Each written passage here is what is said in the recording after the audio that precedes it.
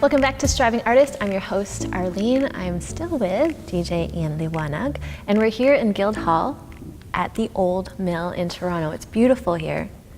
You spend a lot of time here. You know, I just want to say that it's not just me that provides good service. There's always a backbone. Right. So I have a team of about 5 DJs. Wow, okay. And it's funny how I tell people, I'm not trying to be racist, but they're all Filipino. Okay. It's because they're all family men. They respect the client, and I can trust them wholeheartedly. Like, I give them the client information and they run with it. I don't even hear a call or a text throughout the whole event. That's cool. Right, so I trust them wholeheartedly because a wedding, it's a once in a lifetime event. And if the music is not good, then that's a serious problem if people are leaving at like 10:30. Right, for sure. How did you start getting work? How did you find your gigs? So at first, I love music, that the cost was never an issue. Okay. It never was. So as a DJ, I would actually, the earlier years, I would do gigs for free. Right. Or like, okay, as long as my gas is paid and feed me, especially if it's Filipinos, you know what? It doesn't matter.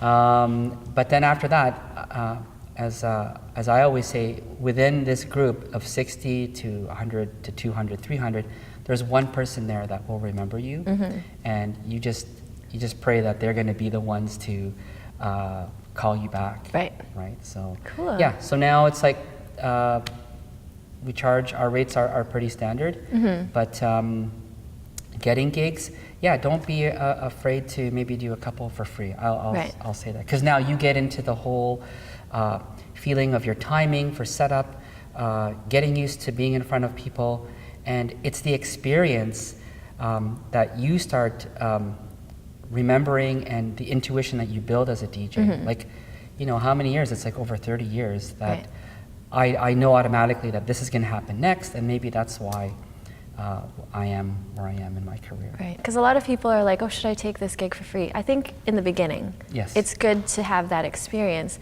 Eventually, when you figure out, like you said, like, you know, you understand your setup and everything, then you can start charging.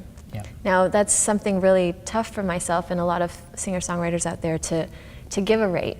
Yeah. And for some reason, it's like, because as a performer, I'm like, oh, I want people to come to my shows, but I'm a little bit shy to ask for their budget. Yeah. How do you come across that? So there's 2 ways.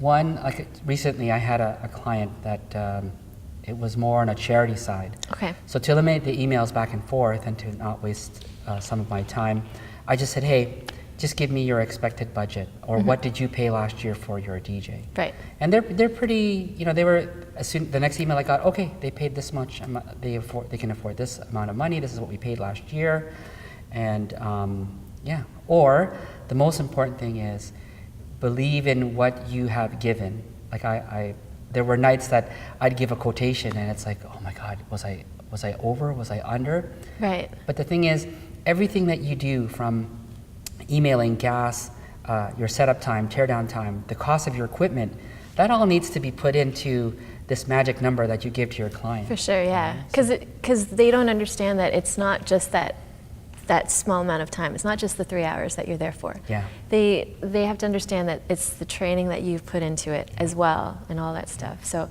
that's, I really like that you know, you got to believe in what you give, that you're worth that. Yeah. That's cool. And there's always that, there will always be the rock bottom clients, there's always going to be the high end. It's just a matter of who you almost deal with, and, you know, and it's true, when you give someone that rock bottom price or that high price, there's someone, your client will tell someone else how much they paid, and they're gonna, and if they come to you, they're gonna say, well, you charge so and so this much, so can I get the same rate? Yeah, I've had that before. Yeah, so it's one of those, you don't put your foot in your mouth if you don't wanna, if you don't want it there. Right. Yeah. With your career, is there something that you know now that you wish you knew when you were starting out? It is what it is. It's you just got to keep moving forward. So looking back at my career, all the mistakes I've made, I've corrected them, and now it's this psychological aspect Okay. or a psychological look into a wedding or any event, because it needs to run smooth, and when it runs smooth, it's successful. So I can't really say there's something that I wish I had done then, because I mean, it's the past. And, you know, I'll just keep it there. And you probably needed all that to get to where you are, so it's all beneficial. Yeah, okay, it is. Cool. It is. Your experience is your portfolio per se. Right? Oh, okay, cool. That way. Excellent. That way. Well, I love to learn.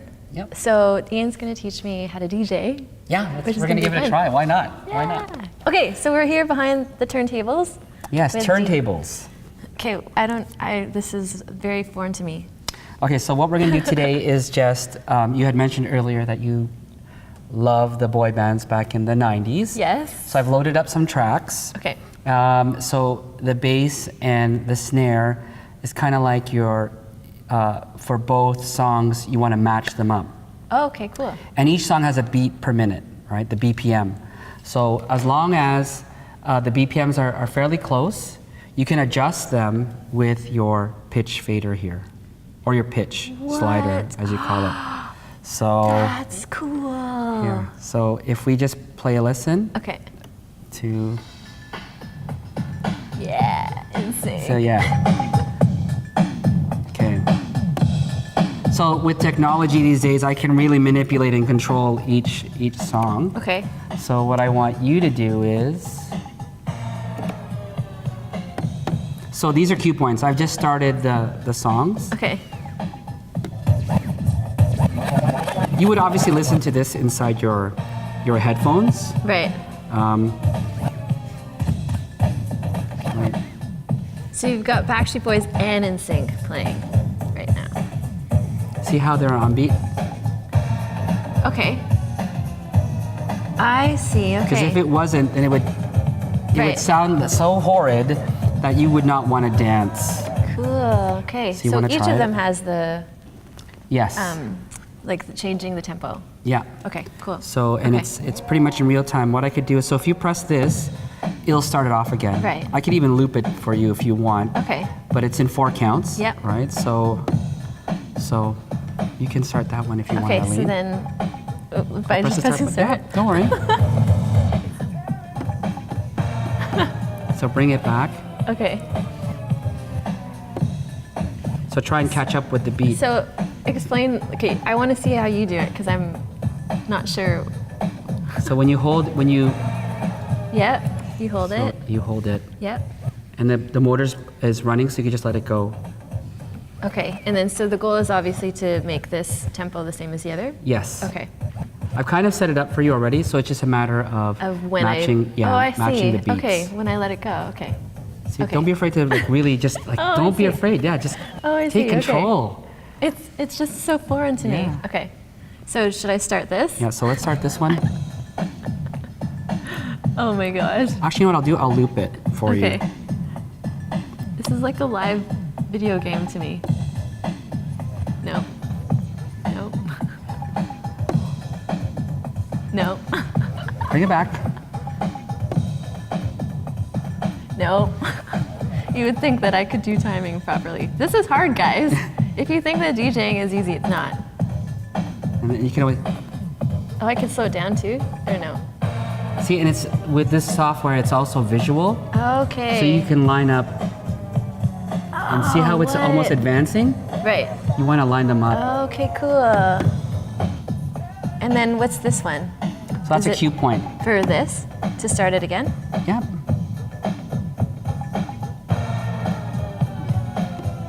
There you go, there you go.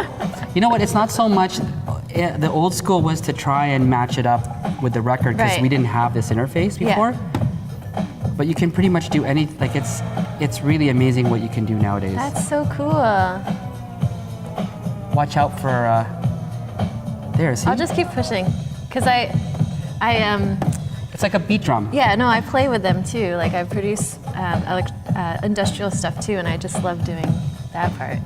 Cool. This is great. There you go. So what you just taught me was called? Just, I would say beat matching. Beat matching. I look at each song as in 4 quarters, and you want to mix the first quarter with the third quarter of every song. Oh. Because you don't, I mean, this day and age, especially with the millennials, you know, I'll play 2 minutes and already they're asking to change the song. That's true.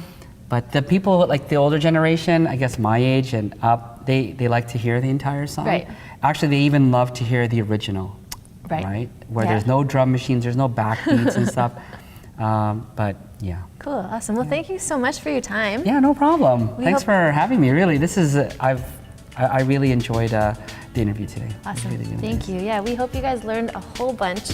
Make sure you check Ian out online. He's on Instagram. We'll have all of that stuff on the show. And make sure you guys follow us on Facebook, Filipino TV. Follow me on Instagram as well. I'm Official Music. Have a good day. Thanks, guys. Bye.